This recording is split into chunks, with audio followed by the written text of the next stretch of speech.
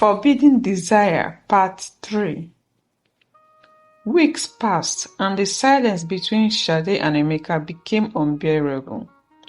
They exchanged messages here and there, but the distance between them felt like a chasm that couldn't be crossed. Then one evening, there was a knock on the door. Sade opened it to find Emeka standing on the porch, looking tired but determined. "I couldn't stay away any longer," he said quietly, stepping inside. "I can't do this without you, Sade." Her heart swelled with relief at the sight of him, but the fear remained. "What are we going to do, Emeka?" "My family, your family, they will never accept us." Emeka reached for her hand, his grip firm. "We don't need their approval, Sade. We only need each other." For a moment, Sade allowed herself to believe that it could be that simple. But deep down, she knew the road ahead was far more complicated than either of them were prepared for. That weekend, Chief Obinna was with Mom Fumi. He hadn't spoken to Emeka since the confrontation, and the strain between them was palpable.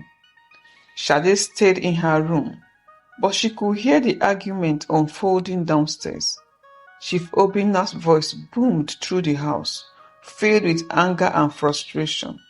"This nonsense has to stop, Fumi," he said, his words sharp. "I've already lost my son because of this madness. I won't let it tear this family apart any longer." Fumi's voice was softer but firm. "They are adults, Obinna. We can't control who they love. We can only guide them."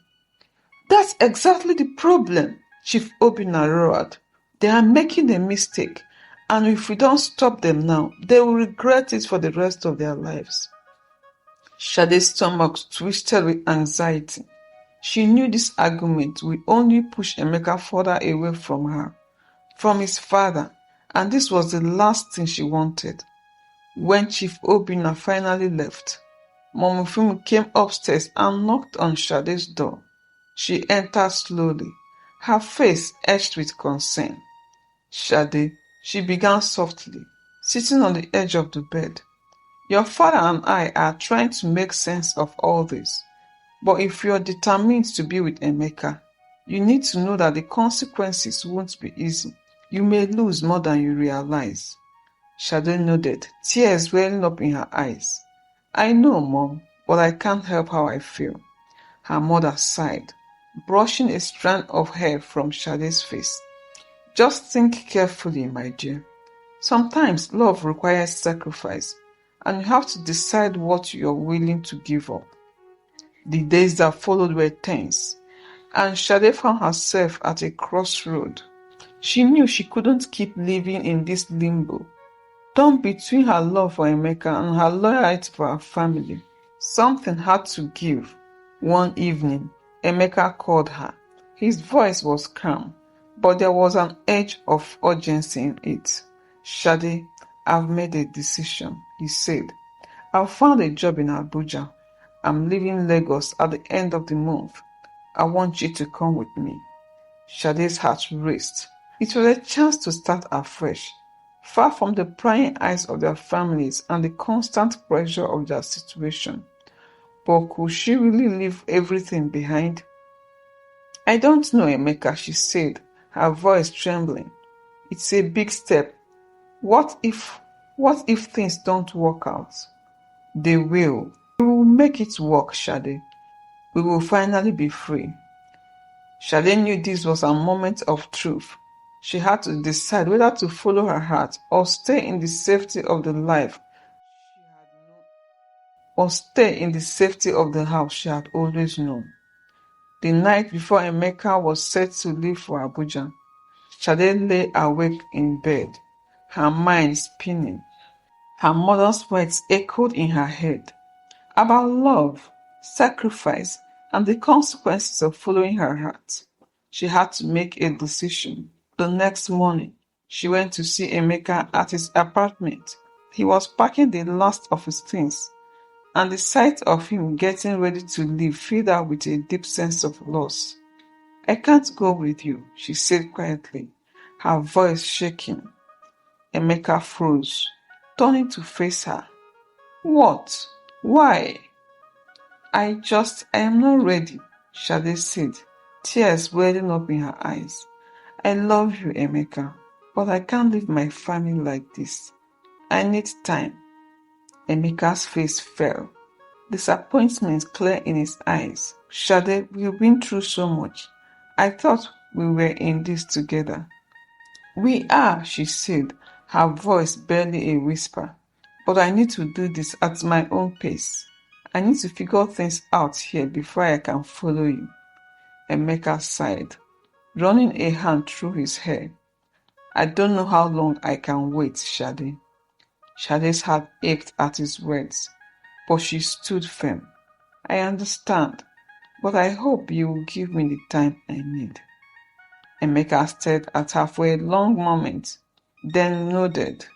"I will wait, but not forever." With that, Sade left, her heart heavy with uncertainty and the weight of the decision she had made. Weeks passed after Emeka's departure to Abuja, and life in Lagos slowly returned to its usual rhythm. But for Sade, everything had changed. The absence of Emeka left a gaping hole in her life, and though they still spoke on the phone and exchanged messages, the distance between them was growing. Her family had started to heal. Mom Fumi and Chief Obina slowly rebuilding their relationship. Ada softening towards her, but Sade couldn't shake the feeling that a part of her was missing. One evening, as she sat in her room, she received a message from Emeka. "I miss you. The distance is hard, but I'm still waiting for you." Sade stared at the screen, her heart torn. She had chosen to stay, but every day without him felt like a mistake. Maybe it was time to take a leap of faith. With a deep breath, she sent her reply. "I miss you too.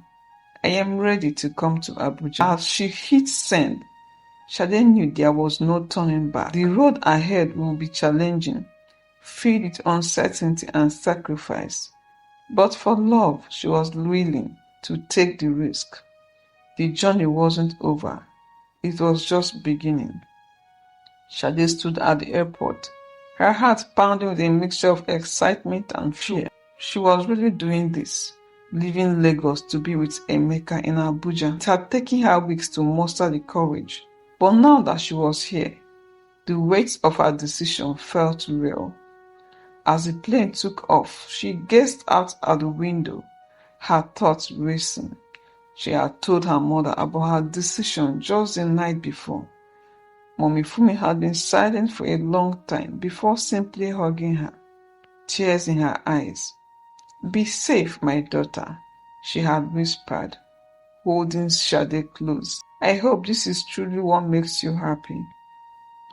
Sade wasn't sure what lay ahead, but she knew one thing. She loved Emeka, and she had to give their love a real chance. When she landed in Abuja, Emeka was waiting for her at the airport. The sight of him, standing there with his arms wide open, filled her with a sense of peace she hadn't felt in months. "You're finally here," Emeka said, pulling her into a tight embrace. "I can't believe it." Sade smiled, her heart fluttering. "I am here." They drove back to Emeka's new apartment, and as they unpacked her bags together, Sade felt a sense of excitement about starting this new chapter. But deeper down, she knew the road ahead would still be difficult. The first few weeks in Abuja were a whirlwind of emotions. Sade found herself adjusting to a new city, new routines, and living with Emeka. It was exhilarating and overwhelming all at once. They spent their weekends exploring the city, visiting markets, and trying out new restaurants. At night, they would sit on the balcony of Emeka's apartment, watching the sunset as they talked about their dreams for the future.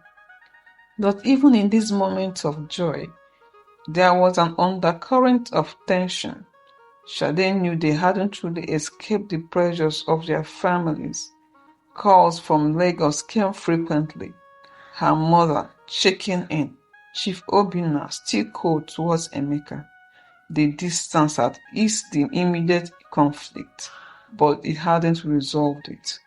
One evening, as they were having dinner, Emeka brought up something that had been weighing on his mind. "Sade, we can't keep running forever," he said, putting down his fork. "At some point, we are going to have to confront our families again. Make them understand that this is real." Sade nodded, though the thought of it filled her with dread. "I know, but right now, can we just enjoy this, just us?" Emeka smiled, reaching for her hand. "Of course, I just want us to be prepared for what is coming." Just when Sade was beginning to feel settled in Abuja, she received an unexpected phone call from Ada. "I'm in town," Ada said, her voice crisp. "We need to talk." Sade's stomach churned with anxiety. She hadn't spoken to Ada much since leaving Lagos, and she wasn't sure if Ada had finally come to terms with their relationship or if she was still holding on to resentment. They met at a cafe the next day. Ada looked different, more composed, but her eyes held a seriousness that made Sade nervous. "I didn't come here to fight," she said, sipping her coffee. "I just want to understand why you chose this, why you chose him." Sade took a deep breath, trying to gather her thoughts. "Because I love him, Ada. It's that simple.